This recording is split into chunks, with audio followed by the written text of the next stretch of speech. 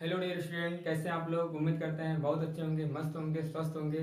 ठीक है, आज आपको पढ़ाया जाएगा गोलीय दर्पण की फोकस दूरी और वक्रता त्रिज्या आर में क्या संबंध होता है।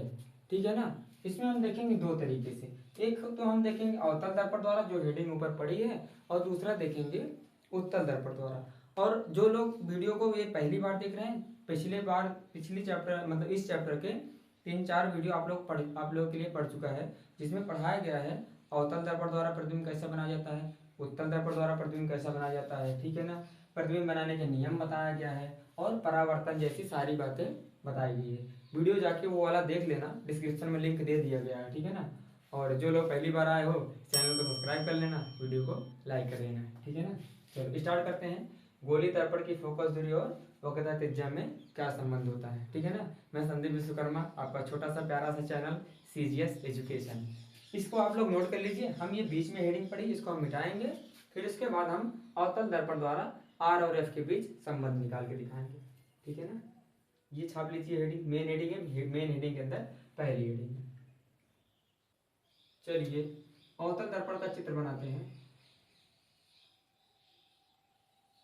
अवतल दर्पण का चित्र थोड़ा किनारे इसलिए बना रहे ताकि बीच में हम डेरिवेशन करा पाए, है ना। किनारे बना रहे हैं बीच में डेरिवेशन ताकि हो जाए। आपको बताया गया है मुख्य अक्ष के समांतर जो किरणें आती है वो दर्पण से परावर्तन होने के बाद फोकस से होकर चली जाती है। ये फोकस से होकर चली गई। और आपको एक चीज और बताया होगा, वक्रता केंद्र क्या होता है। ये किसी किसी क्या होता है, किसी गोले का केंद्र ही होता है वक्रता केंद्र। और जो कांटेक्ट पॉइंट होता है ना, जो कांटेक्ट पॉइंट होता है हर जगह, ये वक्रता केंद्र हर जगह क्या होता है, परपेंडिकुलर होता है, नॉर्मल होता है। यहाँ पर अगर यहाँ से देखा जाए तो ये नॉर्मल होगा, यहाँ से देखा जाए तो भी ये नॉर्मल होगा। आप लोगों को पिछली क्लास में भी बताए थे कि वक्रता केंद्र पे जो किरणें जाती है वो वहीं से वापस चली जाती है। इसके पीछे का कारण क्या था, जब आ रहा होता है तो इंसिडेंट एंगल क्या होता है, 0 डिग्री होता है, तो रिफ्लेक्टेड एंगल भी क्या हो जाएगा, 0 डिग्री हो जाएगा। ठीक है ना।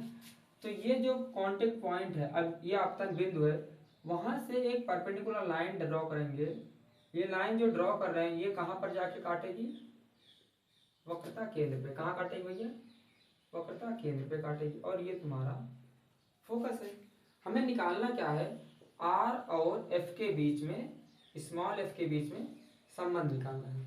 तो मान लेते हैं जो आपतित किरण है, आपतित किरण है अभिलंब के साथ, अभिलंब मतलब ये इसके साथ कैसा कोण बना रहा है, θ डिग्री। नामकरण कर देते हैं इनका, नामकरण जरूरी है नहीं नाराज हो जाएगा।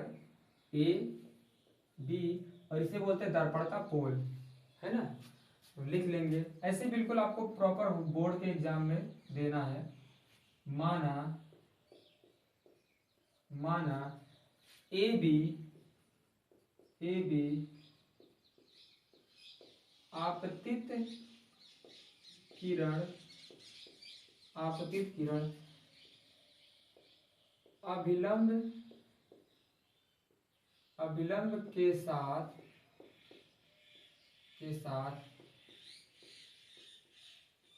आपतन कोण, आपतन कोण थीटा बनाता है। आपतन कोण कितना बनाता है, थीटा बनाता है। तो परावर्तन के नियम से, परावर्तन के नियम से, परावर्तन का नियम क्या कहता है भैया, आपतन कोण जो होता है इसको तो हम थीटा मान चुके हैं, ये तो थीटा है। परावर्तन का नियम कहता है जो आपतित किरण अभिलंब के साथ कोण बनाती है, कोण आई, वो कोण आर के बराबर होती है। तो यहां लिखेंगे आपतन कोण, आपतन कोण बराबर परावर्तन कोण।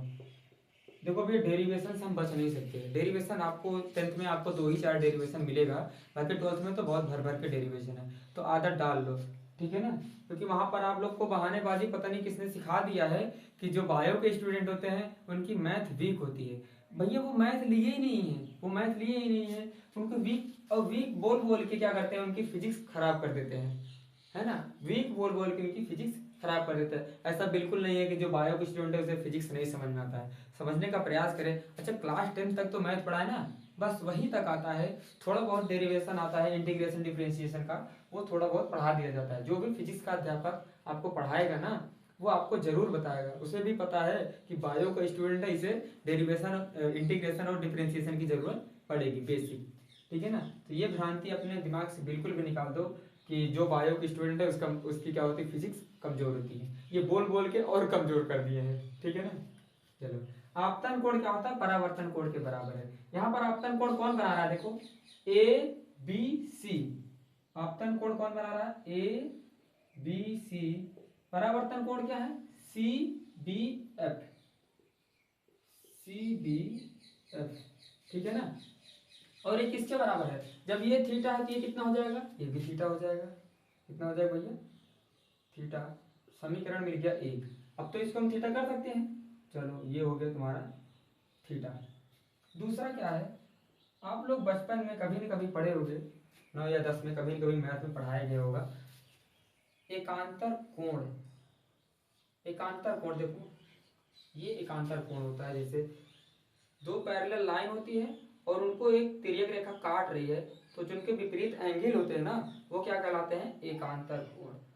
और एकांतर कोण जो होते हैं हमेशा एक दूसरे के बराबर होते हैं। ये देखो ये पैरेलल लाइन है, इसको कोई तिर्यक रेखा काट रही है, तो एकांतर कोण क्या होते हैं,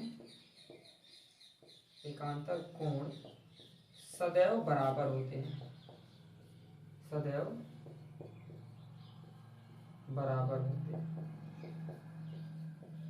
मैथ का प्रमेय है, एकांतर कोण बराबर होते हैं। तो एकांतर कोण इसमें कौन कौन है, देखो ये दोनों पैरेलल लाइन है, ए बी और सी पी पैरेलल लाइन है, इसको कोई एक तिर्यक रेखा काट रही है ना, ये वाली सी बी क्या है, तिर्यक रेखा काट रही है, तो कह सकते हैं ये वाला कोण, ये वाले कोण जो होंगे वो एकांतर कोण होंगे। अर्थात अगर ये थीटा है तो ये भी थीटा होगा, जाहिर सी बात है। और इसको हम दिखाते हैं यहाँ पर, तो एकांतर कोण, एकांतर कोण कौन कौन से एकांतर कोण, कोण A B C, A B C बराबर होगा कोण B C F, B C F. अच्छा बहुत से बच्चों को पता नहीं होता है, ये जो एंगल बना रहा था इसको बीच में ही लेना होता है, ठीक है ना। पहले से शुरू करना है, इसको हमेशा बीच में ही लेना है। कोण ए बी सी का मतलब ये जो बी है वो बीच में है, ठीक है। तो ये हो गया तुम्हारा दूसरा समीकरण। पहले और दूसरे समीकरण में देखो ए बी सी बराबर सी बी एफ है, यहाँ ए बी सी बराबर बी सी एफ है, तो इन दोनों को हम बराबर कर सकते हैं क्या, इन दोनों को बराबर कर सकते हैं। यहां से लिखेंगे समीकरण 1 और 2 से, 1 और 2 से देखो कोण बी सी एफ बराबर हो जाएगा कोण सी बी एफ के, और सी बी एफ कितना है, थीटा है, तो ये भी बच्चा हो जाएगा थीटा। मतलब अब हम इसको लिख सकते हैं थीटा कि नहीं, इसको हम थीटा लिख सकते हैं, ठीक है। आप लोग एक चीज और मैथ में प्रमेय पढ़े होंगे, नहीं पढ़े होंगे तो जान लो। त्रिभुज के जो अंदर के दो कोण अगर बराबर होते हैं ना, जो दोनों कोण बराबर है उनके सामने की भुजाएं बराबर होती हैं। जैसे ये कोण बराबर है ना, ये कोण इस कोण के बराबर है, तो इसके सामने की भुजा ये वाली सी एफ और इसके सामने की भुजा ये बी एफ, दोनों क्या होंगे, बराबर होंगे। यहां से लिखेंगे, यहां से लिखेंगे त्रिभुज, त्रिभुज के दो कोण, दो कोण बराबर होते हैं, होते हैं, तो उनके, उनके सामने की भुजा, उनके सामने की भुजा भी आपस में, आपस में बराबर होती है।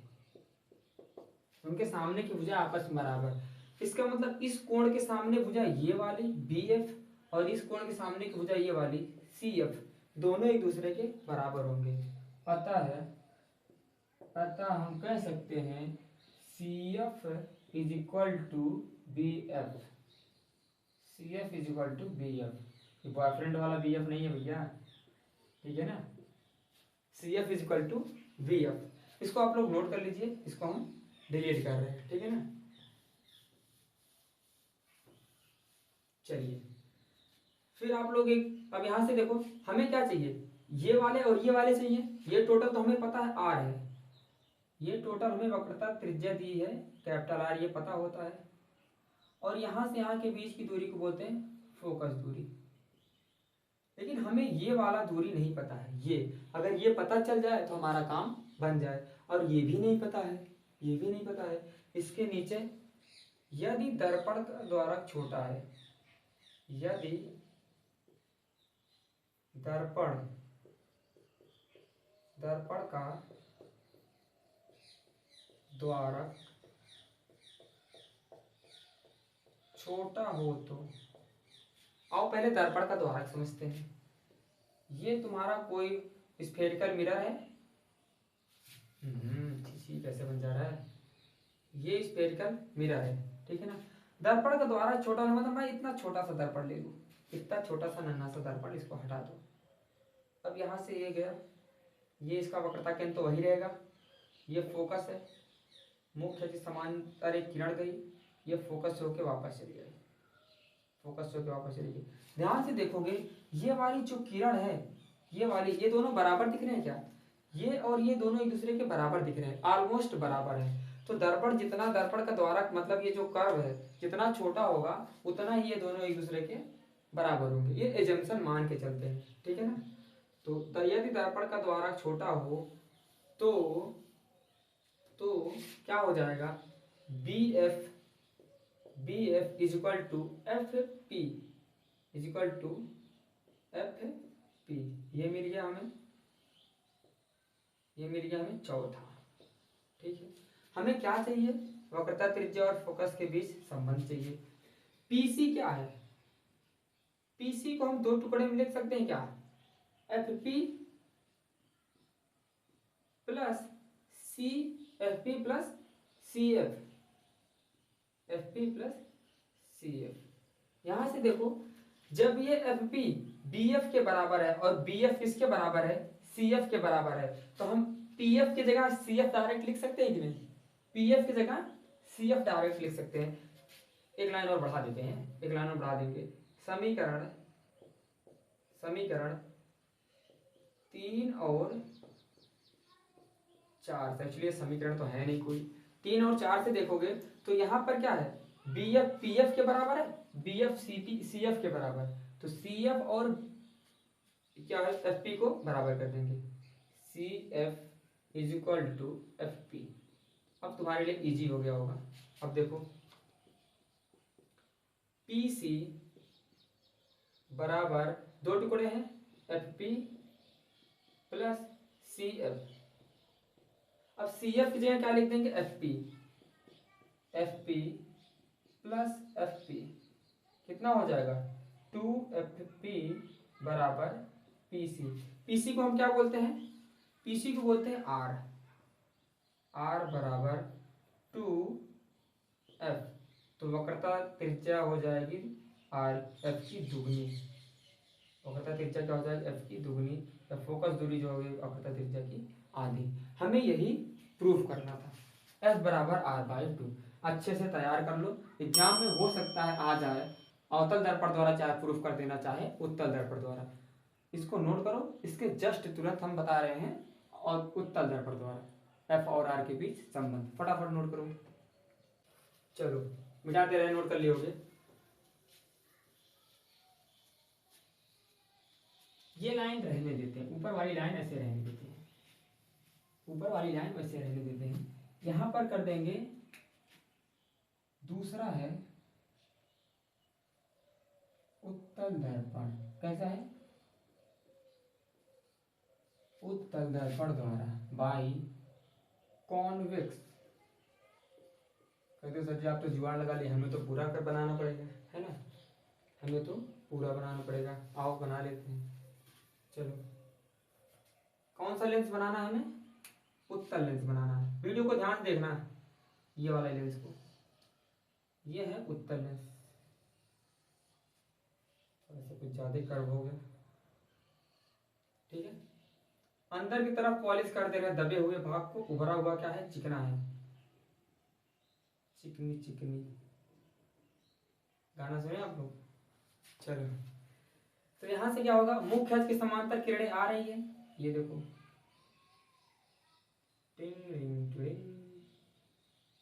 मुख्य अक्ष की समांतर किरणें आ रही, और जो किरण मुख्य अक्ष की समांतर आती है वो कहां से हो जाती है? फोकस से। कहां से? फोकस से।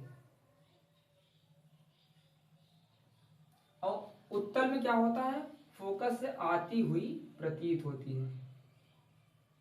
क्या होता है? आती हुई प्रतीत होती है। ये मानते हैं ए है, और ये पॉइंट बी, ये कॉन्टेक्ट पॉइंट कितना है?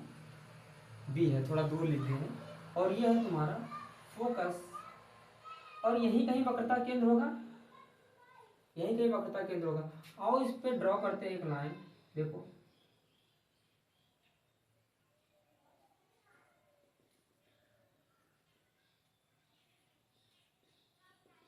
ये लाइन ड्रॉ की है, ये हमेशा परपेंडिकुलर रहेगा, सी बी के परपेंडिकुलर सी रहेगा। इसे हम बोलते हैं अभिलंब, मतलब नॉर्मल लिख सकते हैं क्या? नॉर्मल। और ये क्या है? परावर्तित किरण है। फिर से यही बार हो जाएगा वही बात, ए बी क्या लेते हैं? ए बी सी डी ले लेते हैं, ये डी है, ये ले लेते हैं डी, ठीक है। माना ए बी आपतित किरण अभिलंब के साथ आपतन कोण थीटा बना रहा है, ये है अभिलंब के साथ थीटा कोण बना रहा है, इतना हम मान लें, ठीक है। थीटा कोण बना रहा है, हमें चाहिए संबंध किसके बीच में? ये स्मॉल एफ है, स्मॉल एफ मतलब फोकस दूरी, और ये है कैपिटल आर, मतलब रेडियस ऑफ कर्वेचर, बोले तो वक्रता त्रिज्या, ठीक है ना। और देखते हैं परावर्तन के नियम से, परावर्तन के नियम से, परावर्तन का नियम क्या कहता है भैया?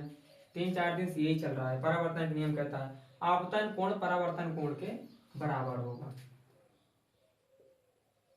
आपतन कोण इक्वल टू परावर्तन कोण, परावर्तन कोण। आपतन कोण बोलो, मैं बोला था ना, जो बीच में एंगल उसको बीच में रखना है। ए कोण ए बी एन, कोण A B N equal to क्या हो जाएगा? एन बी डी, कोण एन बी डी।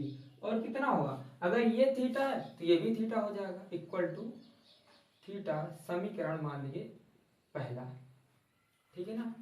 याद रखना बच्चे, बहुत कंफ्यूजन होते हैं उत्तल अवतल को लेके। उत्तल में क्या होता है, यहाँ पर लेते हैं, वहां पर क्या लिए थे? अवतल में लिए थे हम, अवतल में और उत्तल में देखो, देखो अवतल में क्या लिए थे? अवतल हम क्या लिए थे? एकांतर कोण लिए थे। अवतल में कैसे लिए थे? एकांतर कोण लिए थे। लेकिन इसमें क्या लेते हैं? संगत कोण लेते हैं। कैसा कोण लेते हैं भैया? संगत कोण। एकांतर कोण ये नहीं, ये कैसा है? संगत कोण। ये दोनों पैरेलल रेखाएं हैं। संगत कोण क्या होता है? ये देखो, ये जो कोण बना रहा है ना, वही कोण ये भी बना रहा है। तुम जितनी बार इसको काटना चाहो बीच में उतनी बार काट दो, लो एक और काट दो बीच में, ये भी बराबर होगा। ये सारे कैसे हैं? संगत कोण। और ले जाना चाहो, ये कैसे हैं? ये सारे संगत कोण है।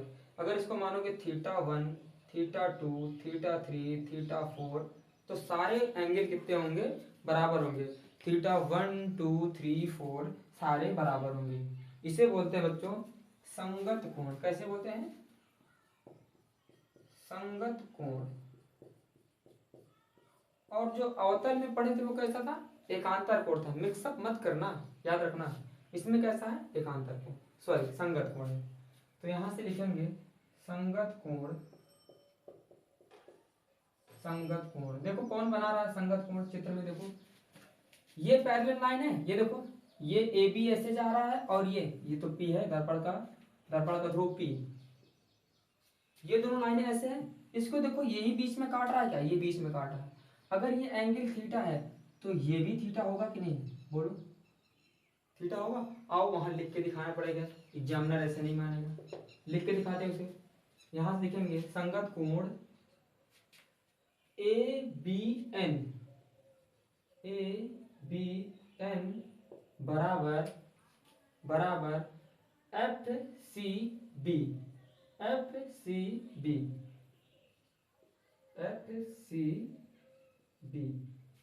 समीकरण हो गया तुम्हारा दूसरा। दोनों समीकरण में देखोगे तो ABN जो है यहाँ भी है, ABN यहाँ भी है, तो कोण ABN अगर ये है, कोण ABN ये है, तो ये दोनों आपस में भी तो बराबर होने चाहिए, बोलो। तो यहां से हो जाएगा समीकरण 1 और 2 से कोण NBD must be equal to कोण FCB, और ये किसके बराबर होगा, थीटा के। यही तो लिखे हैं थीटा। अच्छा, ये थीटा लिखे हैं। आप लोग एक चीज और प्रमेय पढ़े होगे मैथ में भैया, शीर्षाभिमुख कोण। कैसा, शीर्षाभिमुख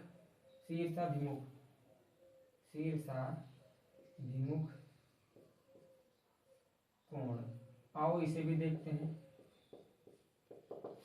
शीर्षाभिमुख कोण क्या होता है इसे भी देखते हैं। ये संगत कोण मिटा दे रहे हैं, है ना, इसको नोट कर लो, कहीं छज्जे पे कहीं लिख लेना, कॉपी के ऊपर जो छज्जा बना होता है ना वहां लिख लेना। चलो, शीर्षाभिमुख कोण देखो ऐसे होता है, ये ऐसे काट रहे हैं, ये एंगल और ये एंगल एक दूसरे क्या कहलाएंगे, शीर्षाभिमुख। शीर्षाभिमुख भी बराबर होते हैं। अगर ये θ1 है, ये θ2 है, तो हम कह सकते हैं θ1 इक्वल टू θ2। कब कहेंगे, जब ये शीर्षाभिमुख होंगे। तो ये देखो जरा, ये तिर्यक रेखा ऐसे आ रही और ये इसको काट रहा है, ये रेखा ऐसे आई और ये NC रेखा और DF रेखा, ये एक दूसरे के शीर्षाभिमुख होंगे। कैसे होंगे, शीर्षाभिमुख होंगे। वैसे भी देखो, ये आपतन कोण थीटा था, तो ये परावर्तन कोण थीटा होगा, और जब ये परावर्तन कोण थीटा है तो इसके साथ कैसा बना रहा है, शीर्षाभिमुख बना रहा है। तो शीर्षाभिमुख क्या होगा, ये थीटा दोनों बराबर हो जाएंगे। तो शीर्षाभिमुख कोण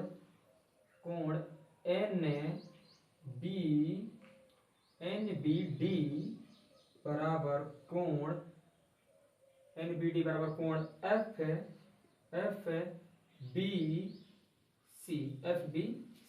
शीर्षाभिमुख है। तो इस ये कितना हो जाएगा, ये जब थीटा है तो ये भी कितना हो जाएगा भैया, थीटा हो जाएगा। शीर्षाभिमुख मिटा दे रहे हैं। ये कैसा कोण है,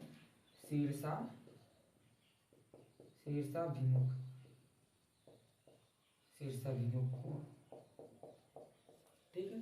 तो ये भी कितना हो गया, थीटा। फिर वही बात है, त्रिभुज के जो दोनों कोण बराबर है, इसके सामने की ये भुजा और इसके सामने की ये भुजा दोनों बराबर होने चाहिए। तो ये दोनों भुजा एक दूसरे के बराबर होंगे। यहाँ पे लिखेंगे, इसके आगे लिखेंगे त्रिभुज के समान, त्रिभुज के दो समान कोणों के सामने की भुजा बराबर होती है,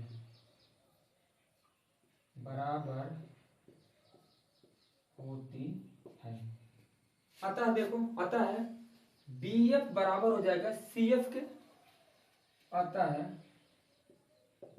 अतः BF बराबर CF। लेकिन देखो जरा, अभी हमें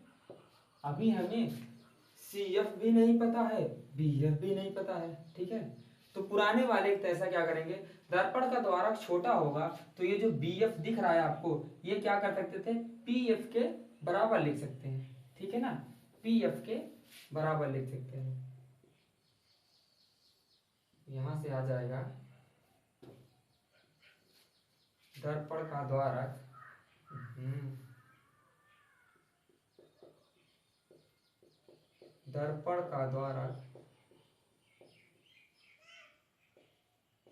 छोटा है, अतः अतः जो बी एफ है वो किसके बराबर हो जाएगा, पी एफ के बराबर हो जाएगा। और बी एफ किसके बराबर है, सी एफ के बराबर है ना, बी एफ किसके बराबर है, सी एफ के बराबर है। तो ये लिख सकते हैं पी एफ बराबर लिख सकते हैं सी एफ। इतनी बात समझिए, अब तो पुराना चल रहा होगा, जैसे अवतल पढ़ते चले आए वो। फिर यहां से सूत्र क्या हो जाएगा, पीसी चाहिए मुझे, पीसी बराबर क्या होगा, P F plus F C, P F plus F C. P F तो हमें पता है एफ होता है, हम एफ सी की जगह क्या रख देंगे, पी एफ। तो P F plus P F यहां से आ गया, ये कितना हो जाएगा, 2 पी एफ पी सी।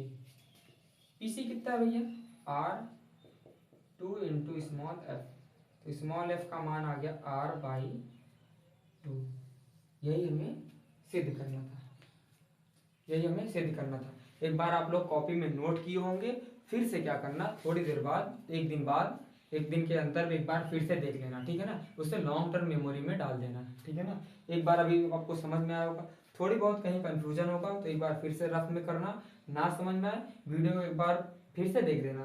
देखो इसमें क्या था, पूरा वही खेल, अगर आप अवतल समझ गए तो उत्तल समझने में कोई दिक्कत नहीं है। अवतल में आया था यहाँ, सॉरी उत्तल में क्या आया है, संगत कोण आया है, उत्तल में संगत कोण आया है, वहां पर क्या था, एकांतर कोण था। एक चीज यहाँ पर और आ गया है, शीर्षाभिमुख कोण भी आ गया है। कौन सा, शीर्षाभिमुख कोण, ठीक है ना। तो अगली क्लास में आपको बताया जाएगा, जरूर इसको पहले नोट कर लो, कुछ जानकारी दे देते हैं आपको, नोट कर लिए। देखो जो अगली क्लास आपकी होगी उससे पहले आप साइन कन्वेंशन जरूर पढ़ के आइएगा, क्योंकि उसमें आपको डेरिवेशन बताया जाएगा 1/f 1/v प्लस 1/u का, ठीक है ना। 1/f बराबर 1/v प्लस 1/u। इसमें बिना साइन कन्वेंशन का आप लोग आना मत, ठीक है। एक बार आप लोग उसको पढ़ लीजिएगा, ठीक है। मिलते हैं अगली क्लास में, तब तक के लिए जय हिंद जय भारत।